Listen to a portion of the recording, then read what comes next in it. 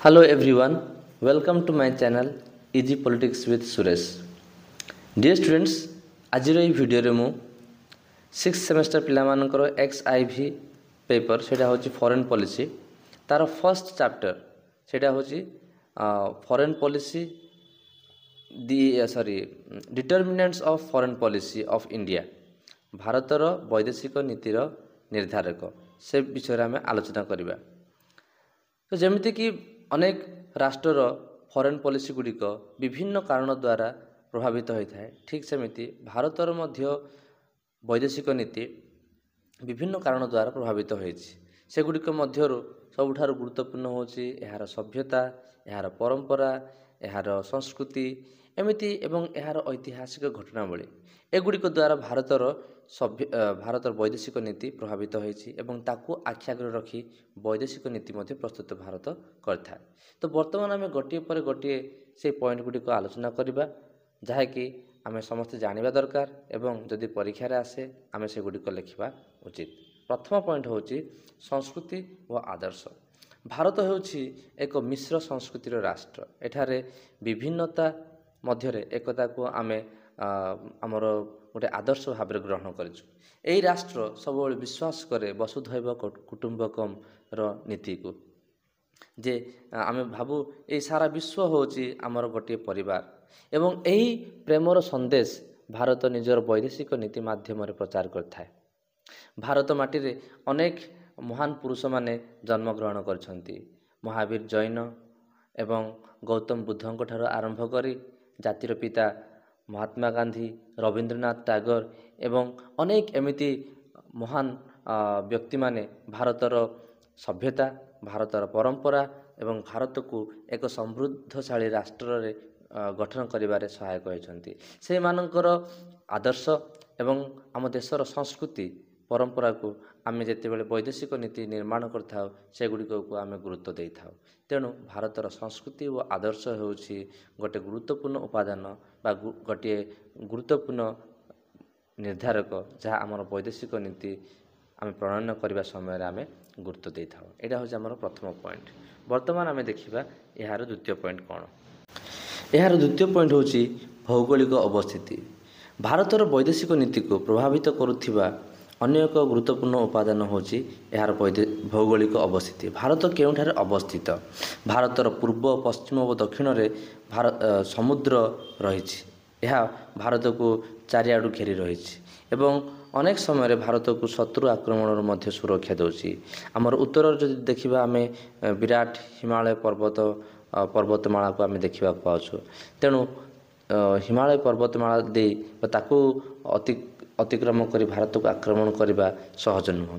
ଠିକ୍ ସେମିତି ଆମର ତିନୋଟି ଦିଗ, ଆମର ପୂର୍ବ, ପଶ୍ଚିମ ଏବଂ ଦକ୍ଷିଣରେ ମଧ୍ୟ ଯେହେତୁ ଆମକୁ ସମୁଦ୍ର ଚାରିଆଡ଼ୁ ଘେରି ରହିଛି, ତେଣୁ ଶତ୍ରୁ ଆମକୁ ଆକ୍ରମଣ କରିବା ଏତେ ସହଜ ନୁହେଁ। ଭାରତରେ ପର୍ବତମାଳା ବି ଅଛି, ସମତଳ ଅଞ୍ଚଳ ବି ଅଛି, ମରୁଭୂମି ବି ଅଛି। ଏମିତି ଭାରତର ଯେଉଁ ଭୌଗୋଳିକ ଅବସ୍ଥିତି ଅଛି, ଏମିତି ଗୋଟିଏ ଲୋକେସନରେ ଅଛି ଯାହାକି ଭାରତକୁ ବିଭିନ୍ନ ଦିଗରୁ ସୁରକ୍ଷା ପ୍ରଦାନ କରିଥାଏ। ତେଣୁ ଯେତେବେଳେ ଭାରତ କୌଣସି ଏକ ବୈଦେଶିକ ରାଷ୍ଟ୍ର ସହିତ ବା ଅନ୍ୟ ରାଷ୍ଟ୍ରମାନଙ୍କ ସହିତ ଯେତେବେଳେ କୌଣସି ବୈଦେଶିକ ନୀତି ପ୍ରଣୟନ କରିଥାଏ, ଏହିସବୁ ବିଷୟକୁ ମଧ୍ୟ ସେ ନିଜର ନୀତି ପ୍ରଣୟନ କରିବା ସମୟରେ ଆଲୋଚନା କରିଥାଏ ବା ଧ୍ୟାନ ରଖି ପ୍ରସ୍ତୁତ କରିଥାଏ ନିଜର ବୈଦେଶିକ ନୀତିକୁ। ତେଣୁ ଇଏ ଥିଲା ଆମର ଦ୍ୱିତୀୟ ପଏଣ୍ଟ।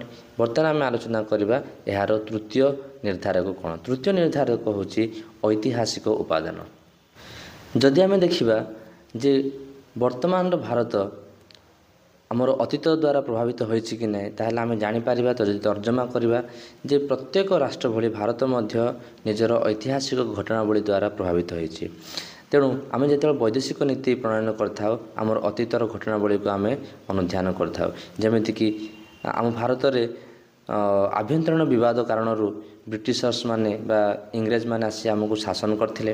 ଭାରତର ସ୍ୱାଧୀନତା ଆନ୍ଦୋଳନ କେଉଁଭଳି ହେଇଥିଲା, ତା ସହିତ ମିଳିତ ଜାତିସଂଘରେ ଭାରତର ଯୋଗଦାନ, ସାମ୍ପ୍ରଦାୟିକତା ଭିତ୍ତିରେ କେମିତି ଅଖଣ୍ଡ ଭାରତର ବିଭାଜନ ହୋଇଥିଲା, ଏହିସବୁ ଘଟଣା ଗୁଡ଼ିକକୁ ଆମେ ଆଖି ଆଗରେ ରଖି ବୈଦେଶିକ ନୀତିକୁ ଆମେ ପ୍ରଣୟନ କରିଥାଉ। ତେଣୁ ପ୍ରତ୍ୟେକ ରାଷ୍ଟ୍ରର ଇତିହାସ ବହୁତ ଗୁରୁତ୍ୱପୂର୍ଣ୍ଣ ଯେତେବେଳେ କି ସେହି ରାଷ୍ଟ୍ର ଅନ୍ୟ ଏକ ରାଷ୍ଟ୍ର ସହିତ ତା'ର ସମ୍ପର୍କ ସ୍ଥାପନ କରିଥାଏ। ଅନ୍ୟ ଏକ ଉପାଦାନ ହେଉଛି ଏକତା ଓ ଧର୍ମନିରପେକ୍ଷତା। ଭାରତ ହେଉଛି ବିଭିନ୍ନ ଜାତି, ଭାଷା ଓ ଧର୍ମର ମିଳନସ୍ଥଳୀ। ବିଭିନ୍ନତା ମଧ୍ୟରେ ଏକତା ଭାରତୀୟ ସଂସ୍କୃତିର ମୂଳ ମନ୍ତ୍ର। ଭାରତୀୟ ସଂସ୍କୃତିର ଅନ୍ୟ ଏକ ଅଂଶ ହେଉଛି ମଧ୍ୟମ ପଥ ଅନୁସରଣ କରିବା। ଏହି ନୀତିକୁ ଗ୍ରହଣ କରି ଭାରତ ଯେତେବେଳେ ସ୍ୱାଧୀନ ହୋଇଥିଲା ସେହି ସମୟରେ ଗୋଷ୍ଠୀ ନିରପେକ୍ଷ ନୀତି ଆରମ୍ଭ କରିଥିଲା। ଭାରତ ଏକ ଧର୍ମନିରପେକ୍ଷ ରାଷ୍ଟ୍ର ହୋଇଥିବାରୁ ଏହା କୌଣସି ଧର୍ମ ବିରୁଦ୍ଧରେ ବିଦ୍ୱେଷ ଭାବ ପ୍ରକାଶ କରେ ନାହିଁ। ଏହା ମାଧ୍ୟମରେ ଏକତାକୁ ଦୃଢ଼ କରିବା ପାଇଁ ସବୁବେଳେ ଭାରତ ଲକ୍ଷ୍ୟ ରଖିଥାଏ। ତେଣୁ ଆମ ଦେଶରେ ବିଭିନ୍ନ ଜାତି, ବିଭିନ୍ନ ଭାଷା, ବିଭିନ୍ନ ଧର୍ମ, ବିଭିନ୍ନ ସଂସ୍କୃତି ପରମ୍ପରାର ଲୋକମାନେ ସମସ୍ତେ ଏକତ୍ର ମିଳିମିଶି ଆମେ ରହୁଛେ ଏବଂ ୟା ଭିତରେ ଆମେ ଏକତାକୁ ବର୍ତ୍ତମାନ ପର୍ଯ୍ୟନ୍ତ ବଜାୟ ରଖିଛେ। ତେଣୁ ଏଇ ଯେଉଁ ଭାବନା ବିଭିନ୍ନତା ମଧ୍ୟରେ ଏକତା କେମିତି ଜାଗରିତ କରିବା ଏବଂ ଧର୍ମ ନିରପେକ୍ଷତା ନୀତିକୁ କେମିତି ଆମେ ଆଚରଣ କରିବା, କାରଣ ଭାରତରେ ଯଦି ବି ହିନ୍ଦୁ ସମ୍ପ୍ରଦାୟର ଲୋକମାନଙ୍କ ସଂଖ୍ୟା ବହୁତ ଥିଲେ ମଧ୍ୟ ସଂଖ୍ୟାଲଘୁ ସମ୍ପ୍ରଦାୟର ଲୋକମାନଙ୍କୁ ମଧ୍ୟ ସେତିକି ସମ୍ମାନ ଏବଂ ସୁରକ୍ଷା ପ୍ରଦାନ କରାଯାଏ। ତେଣୁ ଏହା ହେଉଛି ଅନ୍ୟ ଏକ ଗୁରୁତ୍ୱପୂର୍ଣ୍ଣ ଉପାଦାନ ଯାହାକି ଭାରତର ବୈଦେଶିକ ନୀତିକୁ ପ୍ରଭାବିତ କରୁଛି ବା ନିର୍ଦ୍ଧାରଣ କରିବା ସମୟରେ ସାହାଯ୍ୟ କରିଥାଏ। ବର୍ତ୍ତମାନ ଆମେ ଦେଖିବା ଅନ୍ୟ ଏକ ଗୁରୁତ୍ୱପୂର୍ଣ୍ଣ ଉପାଦାନ ଏବଂ ସେହି ଉପାଦାନଟି ହେଉଛି ଅର୍ଥନୈତିକ କାରଣ।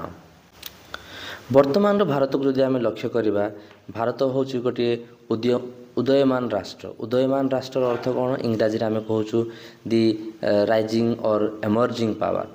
ବର୍ତ୍ତମାନର ଅର୍ଥନୈତିକ ଅବସ୍ଥା ଏବଂ ଦେଶ ଯେତେବେଳେ ସ୍ୱାଧୀନ ହୋଇଥିଲା ସେହି ସମୟରେ ଭାରତର ଅର୍ଥନୈତିକ ସ୍ଥିତି କେଉଁ ଭଳି ଥିଲା, ତାକୁ ଯଦି ଆମେ ତର୍ଜମା କରିବା ତାହେଲେ ଆମେ ଜାଣିପାରିବା ଯେ ଭାରତର ଅର୍ଥନୈତିକ କ୍ଷେତ୍ରରେ ବହୁତ ଉନ୍ନତି ଆସିଛି। କିନ୍ତୁ ଭାରତ ବର୍ତ୍ତମାନ ମଧ୍ୟ ଗୋଟିଏ ବିକାଶଶୀଳ ବା ବିକାଶୋନ୍ମୁଖୀ ରାଷ୍ଟ୍ର। ତେଣୁ ଭାରତ ଯେତେବେଳେ ବୈଦେଶିକ ନୀତି ପ୍ରଣୟନ କରିଥାଏ ସବୁବେଳେ ନଜର ରଖିଥାଏ ଯେ ନିଜର ଅର୍ଥନୈତିକ ସ୍ଥିତି ବା ଅର୍ଥନୈତିକ ଅବସ୍ଥାକୁ କେମିତି ଅଧିକରୁ ଅଧିକ ଉନ୍ନତର କରିପାରିବ। ଏହି କାରଣ ଯୋଗୁଁ ଭାରତ ସର୍ବଦା ଯୁଦ୍ଧ ପରିବର୍ତ୍ତେ ଶାନ୍ତି ଚାହେଁ ଏବଂ ଭାରତ ସର୍ବଦା ଚେଷ୍ଟା କରିଥାଏ କେମିତି ଅନ୍ୟ ରାଷ୍ଟ୍ରମାନଙ୍କ ସହିତ ସୁସମ୍ପର୍କ ସ୍ଥାପନ କରିବା ଦ୍ୱାରା ନିଜର ଅର୍ଥବ୍ୟବସ୍ଥାକୁ ସୁଦୃଢ଼ କରିପାରିବ। କାରଣ ଯେଉଁ ଅର୍ଥବ୍ୟବସ୍ଥା ଆମ ପୂର୍ବରୁ ଥିଲା ବର୍ତ୍ତମାନ ତାହା ବହୁତ ମାତ୍ରାରେ ସୁଧୁରିଛି ଏବଂ ଆଗକୁ ମଧ୍ୟ ଆମେ ଆମର ଅର୍ଥବ୍ୟବସ୍ଥାକୁ କେମିତି ମଜବୁତ କରିପାରିବା ସେଥିନିମନ୍ତେ ସରକାର ଅନେକ ପଦକ୍ଷେପ ମଧ୍ୟ ବର୍ତ୍ତମାନ ନେଉଛନ୍ତି। ତେଣୁ ଅର୍ଥନୈତିକ କାରଣ ହେଉଛି ଅନ୍ୟ ଏକ ଗୁରୁତ୍ୱପୂର୍ଣ୍ଣ ଉପାଦାନ ବା ଗୁରୁତ୍ୱପୂର୍ଣ୍ଣ ନିର୍ଦ୍ଧାରକ। ଆମର ବୈଦେଶିକ ନୀତି ଯେତେବେଳେ ଆମେ ପ୍ରଣୟନ କରୁଛୁ ସେହି ସମୟରେ ଆମେ ତାକୁ ଅଧିକ ଧ୍ୟାନ ଦେଇଥାଉଛୁ। ତେଣୁ ଅର୍ଥନୈତିକ କାରଣ ହେଉଛି ଅନ୍ୟ ଏକ ଗୁରୁତ୍ୱପୂର୍ଣ୍ଣ ନିର୍ଦ୍ଧାରକ। ନେକ୍ସଟ ପଏଣ୍ଟ ହେଉଛି ଆଭ୍ୟନ୍ତରୀଣ ବ୍ୟାପାର। ଗୋଟିଏ ଦେଶର ଆଭ୍ୟନ୍ତରୀଣ ରାଜନୀତି, ସାମାଜିକ ଓ ଆର୍ଥିକ ବ୍ୟବସ୍ଥା ସେହି ଦେଶର ବୈଦେଶିକ ନୀତିକୁ ସ୍ଥିର କରିବାରେ ଗୁରୁତ୍ୱପୂର୍ଣ୍ଣ ଭୂମିକା ଗ୍ରହଣ କରିଥାଏ। ଉଦାହରଣ ସ୍ୱରୂପ ଯଦି ଆମେ 1980 ଦଶକରେ ଭାରତର ଆର୍ଥିକ ବ୍ୟବସ୍ଥାକୁ ଯଦି ଆମେ ଦେଖିବା ସେହି ସମୟରେ ଭାରତର ଆର୍ଥିକ ବ୍ୟବସ୍ଥା ବହୁତ ଶୋଚନୀୟ ବା ଦୟନୀୟ ଅବସ୍ଥାରେ ଥିଲା। ତେଣୁ ତାକୁ ସୁଧାରିବା ପାଇଁ ସେତେବେଳେ ଯେଉଁ ପ୍ରଧାନମନ୍ତ୍ରୀ ଥିଲେ PV ନରସିଂହ ରାଓ ଏବଂ ଅର୍ଥମନ୍ତ୍ରୀ ଡକ୍ଟର ମନମୋହନ ସିଂ, ତାଙ୍କ ପ୍ରଚେଷ୍ଟାରେ ଭାରତରେ ଆର୍ଥିକ ସଂସ୍କାର ଅଣାଗଲା। ଏହାଦ୍ୱାରା ଭାରତରେ ଜଗତୀକରଣ ଏବଂ ଉଦାରୀକରଣ, ଘରୋଇକରଣକୁ ଅଧିକ ପ୍ରୋତ୍ସାହନ କରାଗଲା। ତ ଏଠି ମୁଁ କହିବା ପାଇଁ ଚାହୁଁଛି ଯେ ପ୍ରତ୍ୟେକ ରାଷ୍ଟ୍ର ସେହି ରାଷ୍ଟ୍ରର ସାମାଜିକ, ଆର୍ଥିକ ଓ ରାଜନୈତିକ ପରିସ୍ଥିତି କେଉଁ ଭଳିଆ ଅଛି ତାକୁ ଆଧାର କରି ବୈଦେଶିକ ନୀତି ନିର୍ଦ୍ଧାରଣ କରିଥାଏ। ଆନ୍ତର୍ଜାତିକ ରାଜନୀତି। ଆନ୍ତର୍ଜାତିକ ସ୍ତରରେ ଘଟୁଥିବା ଘଟଣାଗୁଡ଼ିକ ଭାରତର ବୈଦେଶିକ ନୀତିକୁ ପ୍ରଭାବିତ କରିଥାଏ। ନେହେରୁ ସରକାରଙ୍କର ହୃଦବୋଧ ହୋଇଥିଲା ଯେ ଶୀତଳ ଯୁଦ୍ଧ ଭାରତର ନିରାପତ୍ତା ଓ ବିକାଶ ପାଇଁ ପରିପନ୍ଥୀ ହେବ। ତେଣୁ ଏହା ନିଷ୍ପତ୍ତି ନେଇଥିଲା କୌଣସି ସାମରିକ ମେଣ୍ଟ ସପକ୍ଷରେ ନ ରହି ଗୋଷ୍ଠୀ ନିରପେକ୍ଷ ନୀତି ଅନୁସରଣ କରିବାକୁ। ବର୍ତ୍ତମାନ ସମୟରେ ଭାରତ ସନ୍ତ୍ରାସବାଦକୁ ତୀବ୍ର ସମାଲୋଚନା କରୁଛି, ଯାହାକି ଭାରତର ବୈଦେଶିକ ନୀତିର ଅନ୍ୟ ଏକ ଉପାଦାନ ଅଟେ। ତେଣୁ ବର୍ତ୍ତମାନ ଦେଖିବା ଯେ ଭାରତ କେମିତି ଇସ୍ରାଏଲ ଏବଂ ପାଲେଷ୍ଟାଇନ ଯୁଦ୍ଧରେ ଭାରତର ଷ୍ଟାଣ୍ଡ କ'ଣ ଥିଲା, ତା ସହିତ ରୁଷ ଏବଂ ୟୁକ୍ରେନ ଭିତରେ ଯେଉଁ ଯୁଦ୍ଧ ଚାଲିଛି ସେଥିରେ ଭାରତର ଆଭିମୁଖ୍ୟ କ'ଣ ଅଛି। ଆମେ ଯଦି ଆନ୍ତର୍ଜାତିକ ଘଟଣାବଳୀକୁ ଯଦି ଆମେ ତର୍ଜମା କରିବା ତାହେଲେ आम से जापर जे भारत क्या सपक्ष अच्छी क्यों निष्पत्ति नेउछि तेणु आंतर्जातिक राजनीति रो प्रभाव पड़ी था गोटे राष्ट्रर वैदेशिक नीति को निर्धारण करने क्षेत्र में एवं भारत मध्य आंतर्जातिक राजनीति द्वारा प्रभावित होउछि पूर्वर होइथिला वर्तमान मध्य होउछि निजर वैदेशिक नीति को प्रणयन करने क्षेत्र में। नेक्स्ट पॉइंट आम देखा सरकारक मनोभाव।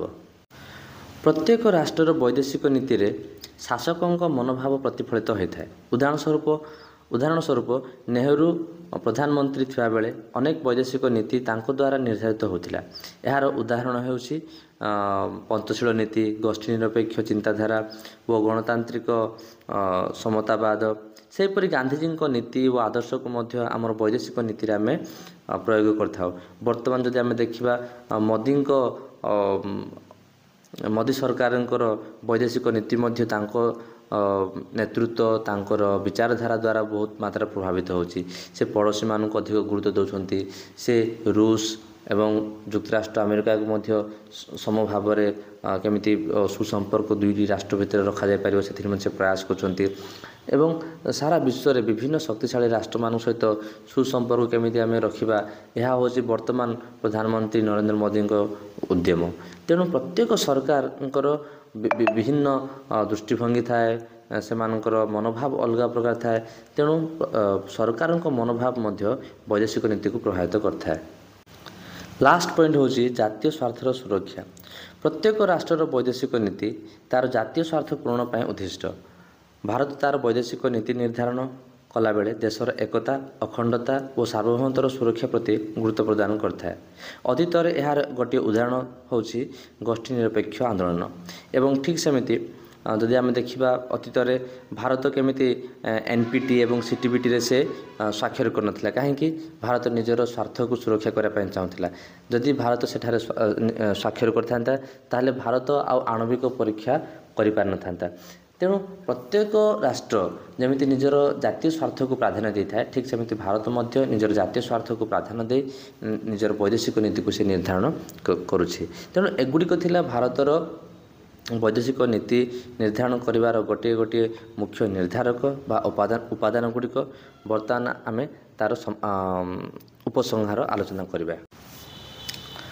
तेणु उपरोक्त आलोचनार आम स्पष्ट भाव जानीपारू जमीती कि प्रत्येक राष्ट्र निजर राष्ट्र वैदेशिक नीति को निर्धारण करथांती एवं वैदेशिक नीति निर्धारण करने समय से देशर संस्कृति आदर्श परंपरा इतिहास एवं अनेक घटनावली जमी प्रभावित करथाए ठीक सेमिति भारतर वैदेशिक नीति निर्धारण करने समय भारतर परंपरा इतिहास संस्कृति आदर्श चिंताधारा व्यक्तित्व व नेतृत्व यही सब विषय गुड़िक जातीय स्वार्थ यही सब विषय गुड़िक भारतर वैदेशिक नीति प्रस्तुत करने समय भारत सरकार को प्रभावित करते।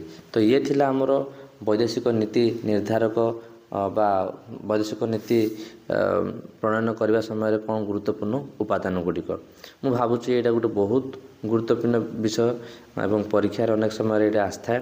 तेणु सब पिला मुझे या भलरे पढ़ी एवं भलसे प्रस्तुत हो। सो डियर स्टूडेंट्स मु आशा कर भिडियोटी भल लगिला। जदि भिडियोटी भल लगिला ताहले लाइक कर मो भिडियो को एवं शेयर कर सांग मान सहित एवं मो चैनल को जदि नुआ आसछ ताहले सब्सक्राइब कर जो मैंने पूर्वर देखुछ से मु अपील करी मो चैनल को सब्सक्राइब कर। Thank you for watching this video. See you in the next video.